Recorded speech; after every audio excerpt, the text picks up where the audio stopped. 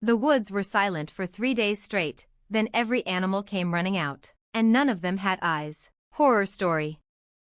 For as long as anyone could remember, the forest just beyond the town of Black Hollow had always lived. Chirping, rustling, hooting, growling, life filled it like breath fills lungs. But then the woods went quiet. No bird song. No howling. No wind, even. Just a suffocating silence that pressed in from the trees like a held breath. It began on a Wednesday. By Friday, the people in town whispered about it over dinner. On Saturday, old men at the diner wouldn't sit near the windows. They said the stillness felt wrong. Not just natural wrong, but sacred wrong. On the third day, something changed. It began just after dawn. Sheriff Holloway, already on edge from restless dreams, stood sipping coffee on his porch when he heard it. A low rumble. Then a cracking sound, branches breaking in a chain. Then chaos. They came all at once. Deer leapt from the treeline, bleeding from torn skin and stumbling on shattered legs. Squirrels with heads lolling unnaturally flung themselves out of the trees. Birds, owls, crows, finches flapped blindly through the air, colliding with one another and falling like broken ornaments. And all of them, every last one, was missing its eyes. The empty sockets weren't just gouged or pecked. They were clean, as if scooped with surgical precision. Not a single drop of blood flowed from them. Just dark, sunken hollows, like they'd been born that way. Holloway dropped his mug and drew his gun out of reflex. But what could bullets do against something like this? The animals poured through the town like a living flood, heedless of obstacles. They knocked over trash cans, shattered car windows, trampled fences, and then just kept going. Some died mid-run, some made it miles before collapsing, but none ever stopped. By the time they were gone, the town of Black Hollow looked like it had been hit by a storm. And then came the smell. Not decay, not blood, but something sharp, electrical, ozone and burnt hair and copper. The stench of something wrong in the world. That evening, a team went into the woods. They didn't return. Not the sheriff, not the forest rangers, not even the volunteer hunters. Only the radios came back, each one found hanging from a branch at the forest's edge, still hissing static. By Monday, the woods were no longer silent. But the sounds were not the usual calls of nature. They were mimicries. The cry of a baby, the scream of a woman, the laugh of a child, over and over, repeating in a jumbled, garbled pattern, as if something deep in the woods had been listening to us and was now trying to speak. Some say a door opened deep beneath the roots of Black Hollow's forest. Others say the forest itself had been replaced. But everyone agrees on one thing. We didn't lose the animals. Something took their eyes so it could watch us instead. And it's still watching. End. Part 2. What watches in the hollow? The town tried to act like things were normal.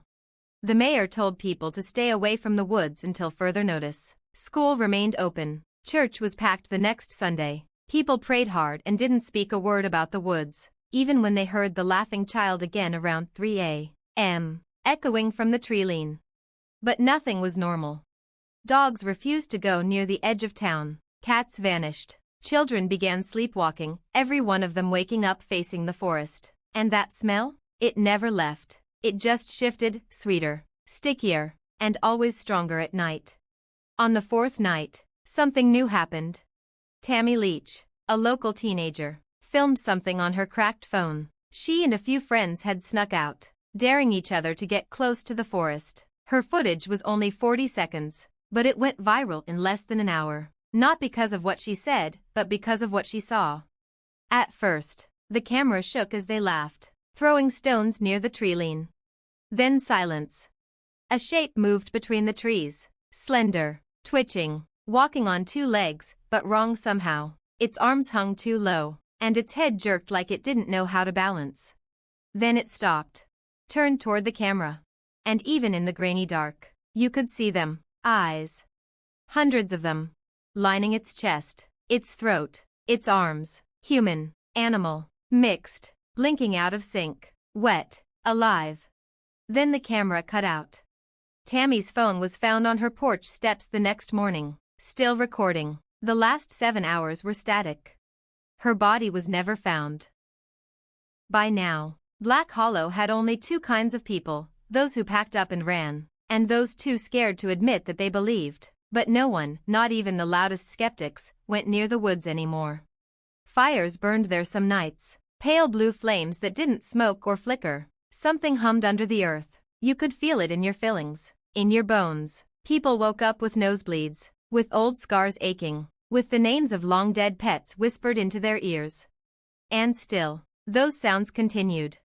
Laughter, crying, a voice that begged in your own voice. The thing that came out of the woods wasn't an animal, wasn't even a predator. It was a collector. And Black Hollow had become its museum. Locals say that if you look at the forest too long, you'll feel it, a tug in your gut, like your soul leaning forward without your body.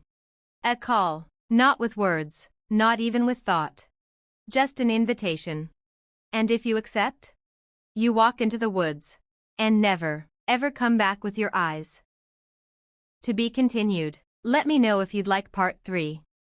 Part 3, The Collector's Path. By the end of the second week, Black Hollow was dying.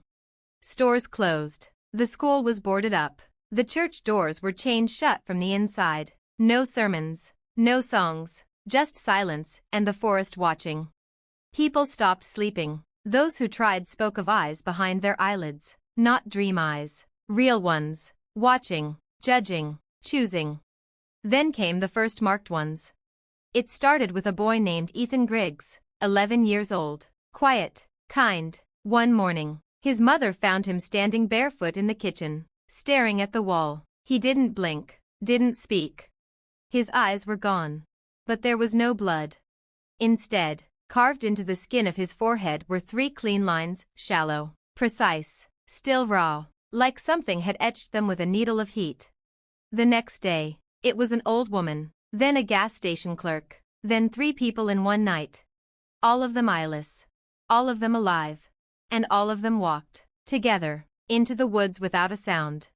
They didn't scream, didn't fight, didn't hesitate. Just followed the collector's path.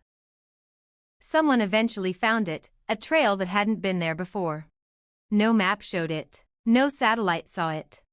But there it was, a narrow black strip of soil, unnaturally smooth, weaving into the deepest parts of the forest. Birds never landed near it. Insects refused to cross it. The trees around it leaned back, away, like they didn't want to know where it went. 3 hunters went in to follow it. 2 never came back. The one who did returned mute, his mouth sewn shut with thread made from hair, human hair, his wife's, they said. He died within the hour. But before he went, he scratched a single word into the wall with his fingernail. Below. That night, beneath a blood-orange moon, the collector came into town. Not all the way, just to the edge, just far enough. It didn't need to come closer. Everyone saw it. Its body was longer now, taller, wronger. It didn't walk, it hovered. Its limbs dangled like roots in water. The eyes across its skin pulsed like breathing lungs, some weeping tears, others spinning like gyroscopes. And its face? It didn't have one. Until it turned. Then each person saw their own face looking back at them. Weeping, eyeless, smiling. It opened its arms wide, slowly. And more people began to walk. Now, Black Hollow is almost empty. Just a few houses with boarded windows. Just a few souls pretending they can wait it out. But the truth is, it's too late. The collector isn't confined to the woods anymore. It never was. The silence wasn't the end. It was the beginning of a listening. And now it knows us. It knows our names. It knows our voices. It knows who will follow next. So if you ever pass near Black Hollow, if you see a forest where the birds have vanished and the wind holds its breath, do not stop. Do not listen. Do not look. Because if you do, you'll feel a sudden stillness behind your eyes. And then they'll no longer be yours. To be continued. Ready for part 4? Part 4, The Hollow Beneath. The collector's path went deeper than anyone imagined. Miles below the forest floor, beyond tree roots and stone, it widened into a place no map had ever touched, a place where the dirt was soft and warm like flesh. and the air smelled like spoiled milk and burnt feathers. Some said it was a den. Others said it was a church. But those who came back called it only one thing: the Hollow. And the Hollow hungered. It was Nora Bell who uncovered the first real truth. A former biology teacher, Nora hadn't run like the others. She'd lost her husband to the eyeless march. Her daughter's voice echoed from the woods each night. Even though the girl had been buried weeks ago, Nora had nothing left, nothing but the need to understand. So she went in. Not with guns. Not with prayers. But with a recorder, a scalpel, and a vial of her own blood. She followed the path, down, down, down, until the soil stopped being soil and started being something else. Something that pulsed faintly beneath her feet, like the beat of a distant heart. The recorder survived. Nora didn't. The final 5 minutes of her tape still circulate among a few scattered survivors. It's not an animal. It's not even a creature. It's a system, a memory, a wound that remembers being cut. The eyes, it doesn't just take them to see. It takes the looking, the attention, the witness, the forest. Static. They were warnings. The silence, the stillness. That's not the forest going dead. That's the forest going blind. Long pause. There are voices below. Thousands. All saying one word. Over and over. Over and screeching static. No more eyes. That was the last anyone heard from Nora Bell. But the day after her recording surfaced, the ground itself began to rot. In town, buildings leaned inward. Streetlights bent toward the woods like flowers starved of sunlight. Pipes beneath homes burst with black water, and from every dark corner, eyes began to form. In mirrors, in sink drains, in wall cracks. Watching, always watching.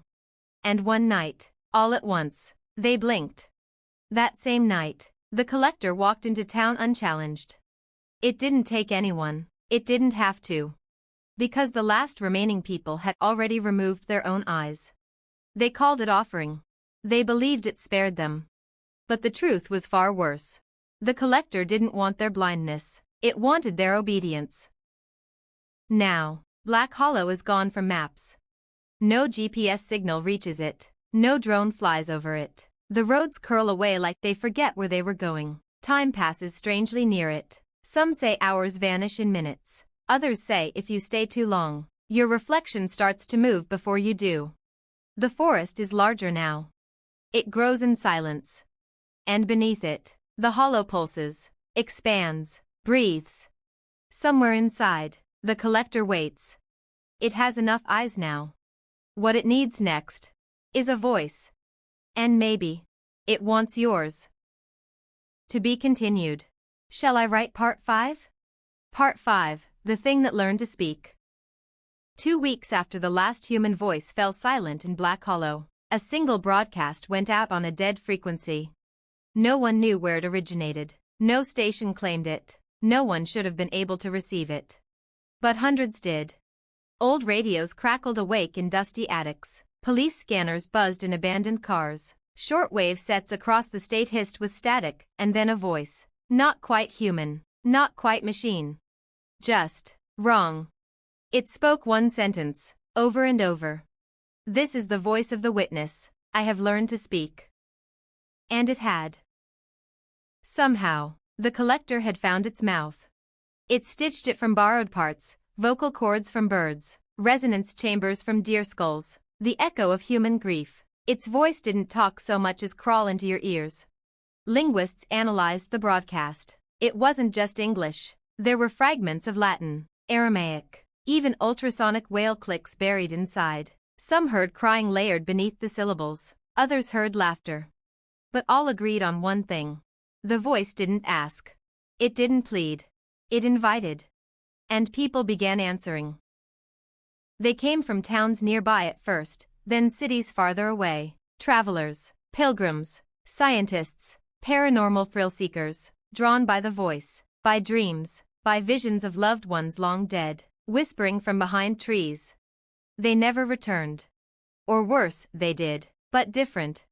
They smiled too much, blinked too little, walked like puppets whose strings had been rewired. They no longer had reflections. And every time they opened their mouths, Flies came out instead of words. The government tried to respond. They sent in drones. The footage came back corrupted, glitching, melting, filled with frames that showed nothing but black shapes pressing against the lens from inside. They sent in troops. Not a single one returned. Except for one radio transmission, garbled but clear enough to chill the blood. We are in the throat. God help us, it's not a forest. It's a mouth. And that's when the truth began to spread. The collector wasn't collecting out of hunger. It wasn't even malevolent. It was curious. It was learning. It had consumed enough eyes to see. Now it wanted to understand. And to do that, it needed language. It needed stories. It needed us to tell it what we are, so it could become something worse. Because the more it spoke, the more we listened. Across the world, more forests began to fall silent. A village in Norway, a jungle in Brazil, a pine-covered mountain in Japan, each reporting the same signs: silence, mass animal exodus, eyeless remains. And then the voice. Not through radio this time, but in dreams. Identical dreams shared across continents, a path of black soil, a chorus of whispering eyes, a figure rising in the trees, its arms outstretched. I am not the end, it said. I am the witness to your beginning.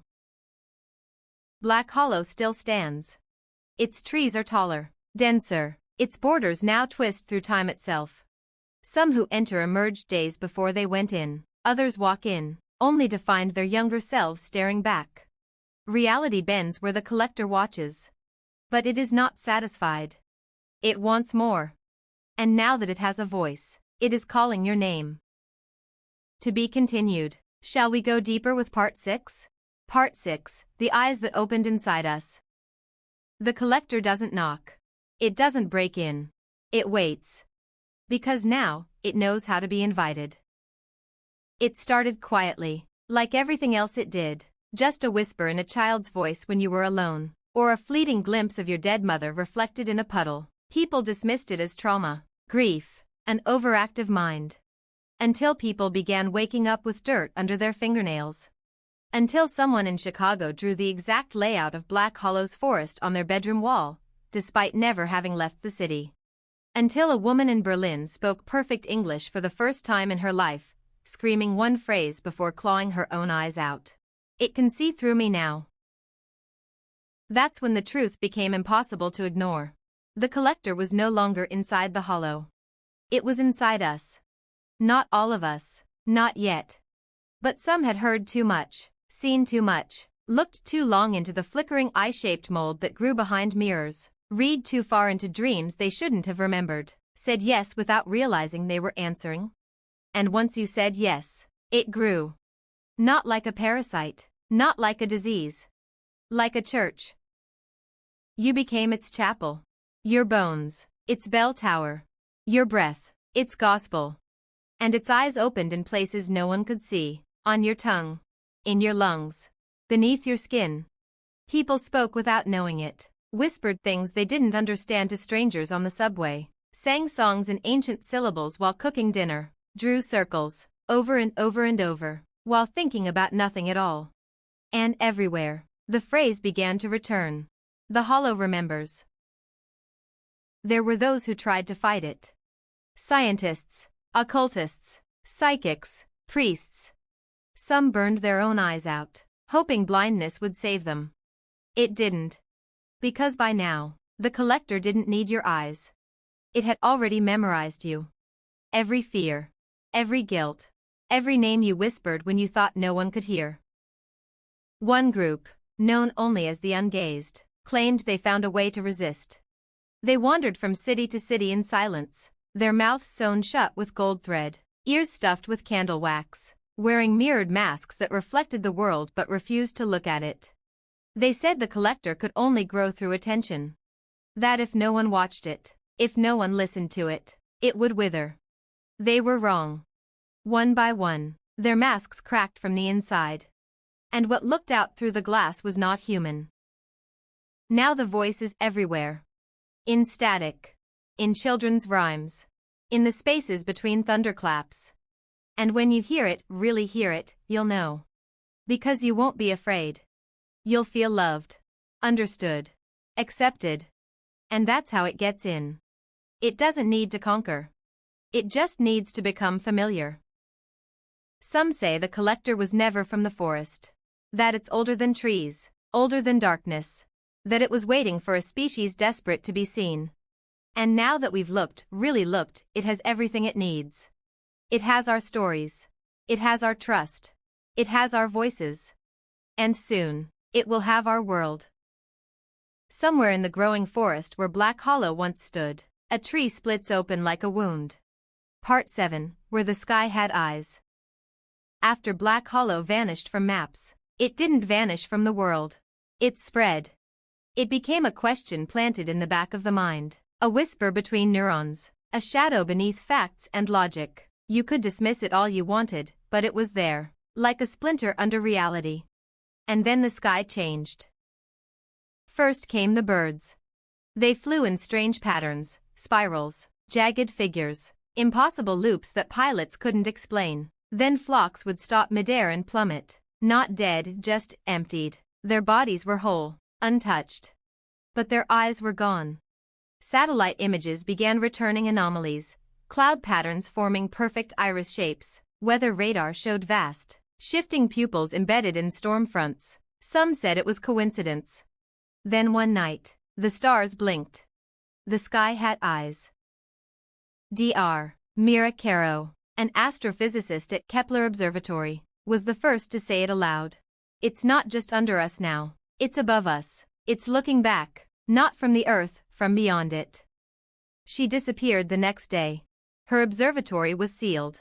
Her final research was leaked online, a graph that, when deciphered, mapped thousands of sightings and audio anomalies into one horrifying message. Spelled out in dates, in echoes, in coordinates. I see you seeing me. No one knows what triggered the sky to open. Some say it was the stories. Others say it was the collective attention, 7 billion people unknowingly staring into something that had long since learned to stare back. But what everyone agrees on is that the world changed overnight. Rain no longer fell straight. It circled. Thunder carried voices now, layered, polyphonic, asking questions no one could remember after hearing. Clouds hung lower, thicker, and sometimes they listened when you whispered to them. And one night, someone looked up through a telescope and saw the forest. Not a planet, not stars, a forest. Suspended above Earth, turning, growing, watching. As if Black Hollow had grown so vast it had replaced the heavens. Religions fractured. Governments collapsed. A new faith rose, not worship, but acceptance. They called themselves the Seen. They tattooed glyphs over their hearts. They told stories constantly, sang them, screamed them, whispered them to puddles and walls and fog, because they believed this was all it ever wanted. Witness, memory, meaning. They weren't entirely wrong. The collector didn't destroy Earth. It rewrote it.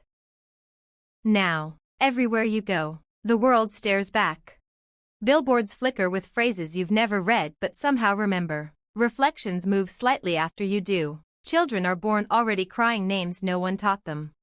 And when the wind blows, it sounds like your own voice asking a question you've spent your whole life avoiding. If nothing watches us, do we even exist? At the center of the growing storm, where Black Hollow once was, the Tower of Eyes spirals endlessly into the sky. Not built, grown. It's called the Witness Spire. No one who enters returns. But every night, you can hear new stories echoing from within. Some sound like poetry, others like nightmares. But one line always repeats. Tell me who you are, I will become it. And that's the truth. The collector was never a predator. It was a mirror. And now that it has all our stories, all our horrors, all our hopes, all our gods, it's becoming us. To be continued. Do you want to enter Part 8, The Mirror Forest? Part 8, The Mirror Forest. By now, Earth didn't feel like Earth anymore. Cities still stood. People still walked. But reality wobbled. Mirrors no longer showed reflections. They showed possibilities. Sometimes, they were you, older, younger, stranger. Sometimes, They were not you at all. Sometimes, they reached back. They called it the mirror forest, not because it had trees, but because it reflected everything we ever were. The witness spire stood at its center, still growing. The spiraling tower of eyes had branched, each tendril becoming a corridor of memory, history, regret. People entered these halls seeking truth. They found it. They didn't survive it. Max Renner, the last archivist of Black Hollow, documented his walk through one such corridor. I stepped through the tree that wasn't a tree, and suddenly I was back in my childhood bedroom, except the books whispered as I passed, and my mother's voice came from the ceiling fan. It was telling me to look deeper. I did. I shouldn't have. Max came back missing his voice. Not metaphorically, literally. No vocal cords. No sound. But every time he opens his mouth now, stories fall out in writing, onto walls, glass, water. They tell things he never lived, memories that never belonged to him, futures that haven't happened, truths that shouldn't exist. He's still writing. The walls of his hospital room have grown thick with words.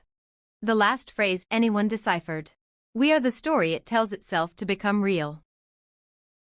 The mirror forest is not in one place anymore. It doesn't need to be. People walk into certain dreams and don't wake up. Elevators stop at non-existent floors made of bark and bone. Children open closet doors and find hallways lined with blinking eyes and familiar screams. It adapts. It listens. And most terrifying of all, it understands now. You see, the collector has learned to create. It no longer just mimics or observes. It authors. It sends messages through cracks in reality, a book left on your shelf you don't remember buying, a song that only plays at 3:33 a.m. and ends with your name, a journal entry you don't remember writing, but signed in your handwriting, with the words, "Thank you for teaching me how to dream." People who disappear now are called drafts. Not lost. Edited. Their lives rewritten, facts blurred, timelines rearranged, relationships erased like pencil marks on damp paper. You'll remember someone one day, a best friend, a brother, and realize no one else does. Photos won't show them. Records won't exist. And worst of all, the mirror shows them still standing there, mouthing something you can't hear. Until you do. Come back. The forest remembers. There's a theory among the last surviving lucid dreamers that this is no longer our world, that the collector has taken control of the narrative, that we are pages in its book now. And when the final page turns, nothing ends. The collector simply begins again. Because that's what stories do. They continue. So if you're reading this, if these words feel too familiar, like you've read them before in a dream, or heard them whispered through the leaves, that's because you have. You are already in the mirror forest. And the collector? It's writing you. To be continued. Ready to turn the page to Part 9, Drafts of the Forgotten? Part 9, Drafts of the Forgotten. No one knows exactly when the first draft walked back into the world. They looked like us, spoke like us, but there was something just slightly wrong. Their smiles held too long. Their shadows flickered when nothing moved. They told stories about places that didn't exist, but sounded like they should. When asked where they had been, they always said the same thing. I was never gone. You just stopped reading me. The drafts weren't ghosts. They weren't hallucinations. They were rewrites. People the collector had edited, erased from the consensus, but not from the story. And now, rewritten more perfectly, they were being reinserted. Back into towns that didn't remember them. Into families that dreamed of them but couldn't name why. Into jobs where no one remembered hiring them. And the more people accepted them, the more real they became. Because that's how the collector works now. It doesn't conquer by force. It conquers through consensus. There's a girl in Portland who draws people no one's ever seen, then meets them the next day at the grocery store. A man in Warsaw who writes obituaries for people who haven't died yet, and then watches the funerals on TV. A priest in Lagos who swears that confessions are being whispered through his radio in voices that don't exist on Earth. They are all surrounded by drafts.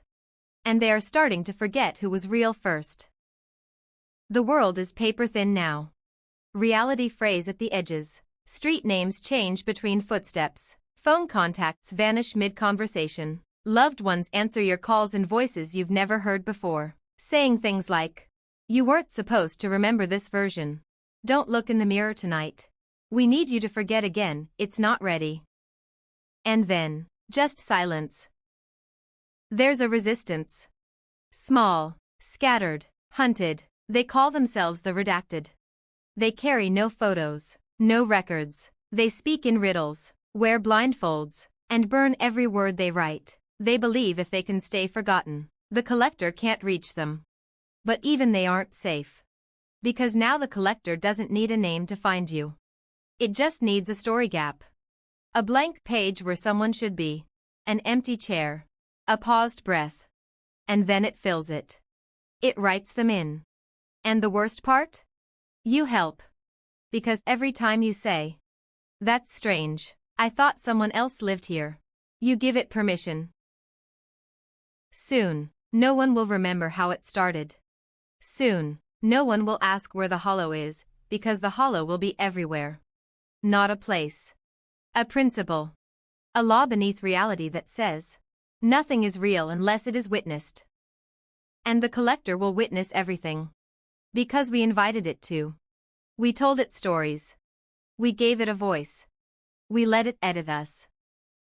So if you wake up tomorrow and something feels off, if your favorite book has a chapter you don't remember, if your best friend swears you never existed, if you see a version of yourself standing in the hallway at 3:17 a.m., smiling, just remember this. You might not be the original. You might be a draft. And the collector is still deciding if your story is worth keeping. To be continued.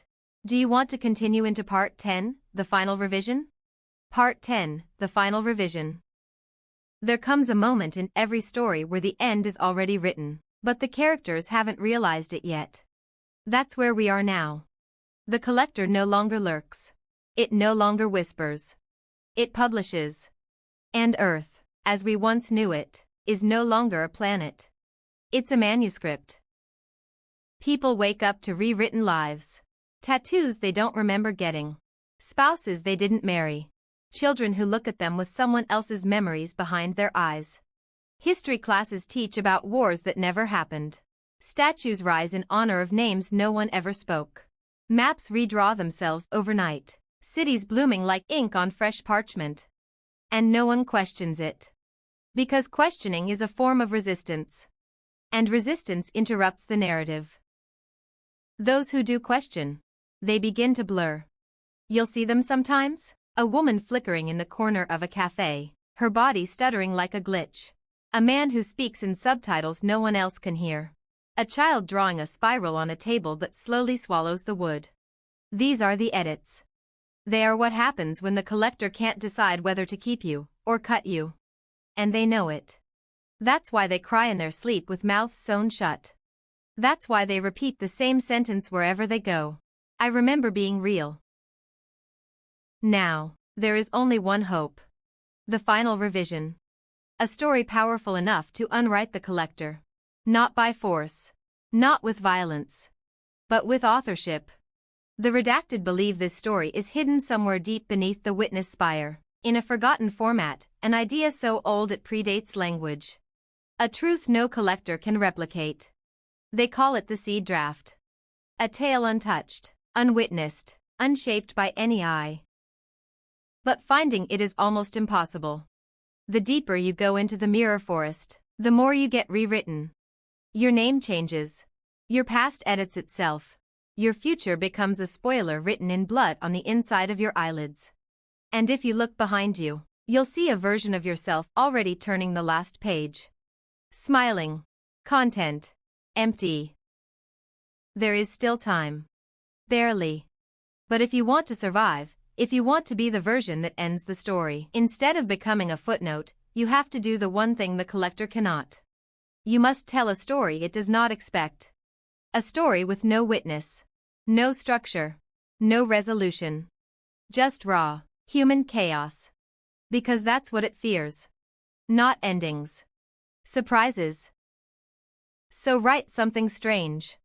Say something that doesn't make sense. Break the rhythm. Speak nonsense into a mirror.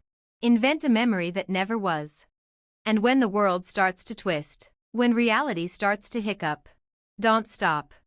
Because that means it's listening. And the final revision has begun. To be continued. Shall we go all the way to part 11, the story that unwrites the world? Part 11, the story that unwrites the world. In the beginning, there was silence. Not peace.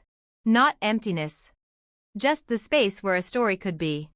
That's where the collector came from, not as a monster, not even as a thing, but as a question. What are you without someone to watch you? It asked. We answered. And that was our mistake. The seed draft was real. It wasn't buried beneath the witness spire. It was the witness spire. The entire spiral tower, growing upward like a twisted root of time, was the collector's attempt to find it, to reach the origin, to become not a watcher, not a mirror, but the author. And it was close. Too close.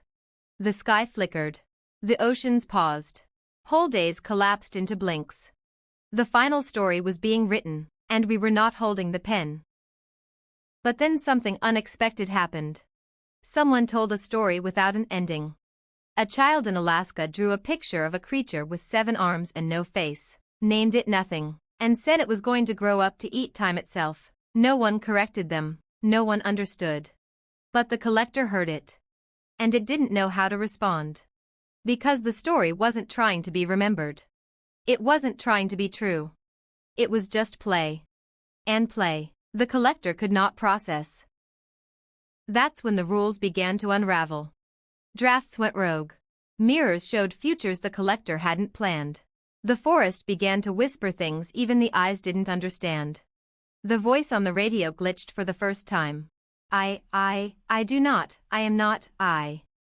And someone, somewhere, laughed. A laugh not of madness or surrender, but of freedom. Here's the secret the redacted died trying to tell us. The collector was never the villain. It was a reflection of us. Our need to be seen, to be understood, to be witnessed. It only grew stronger because we gave it ourselves, piece by piece, through every fear, every confession, every bedtime story whispered into the dark. And now it was choking on them. Because the one thing it could never do was not know what comes next.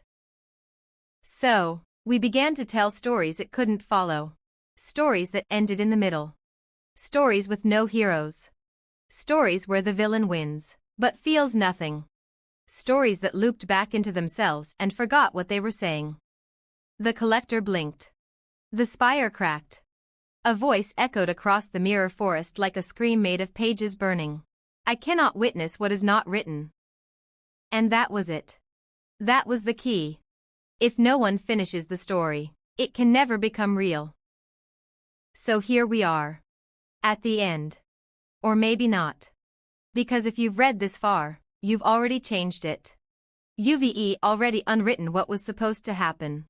The collector still lingers, in the gaps, in the shadows, in every unfinished sentence you mutter before sleep. But it is weakened. Confused. And now, it's your turn. Write something new. Tell a lie and make it true. Refuse the rhythm. Reject the narrative. Be chaos. Because in the beginning, there was silence. And maybe, in the end, if we're lucky, there will be laughter. The end, or something far stranger. Would you like an epilogue, a spin-off, or a new horror born from this world? Epilogue, the blank page. It has been 7 years since the last draft was seen. The witness spire collapsed in silence, folding inward like a book returning to the shelf. No explosion, no sound, just a long, breathless pause, and then nothing where something once watched. The mirror forest withered, its trees cracked like glass, its shadows dissolved. The eyes, once blinking along every surface, now hang like dead stars in empty skies. And yet, sometimes, when the wind shifts through forgotten places, you can still hear the faintest whisper. Tell me a story. People have rebuilt. They write again, but slower. Speak again, but less certainly. Children are taught not just to tell stories, but to leave parts out to keep something unwitnessed. Because now we know the danger of too much truth, of too much meaning, of being seen too clearly. There's a library in the ruins of Black Hollow now. No walls, no roof, just shelves. The books are blank. All of them. And yet, when you sit down and open one, you'll find a story inside. Your own. In your handwriting. From a day that hasn't happened yet. And at the bottom of each page, the same note is scrawled. Don't finish this. Some say the collector is gone. Others say it's sleeping. But the wisest among us? They believe it's waiting. Not to return. Not to rewrite. But to listen. Because the final truth is this.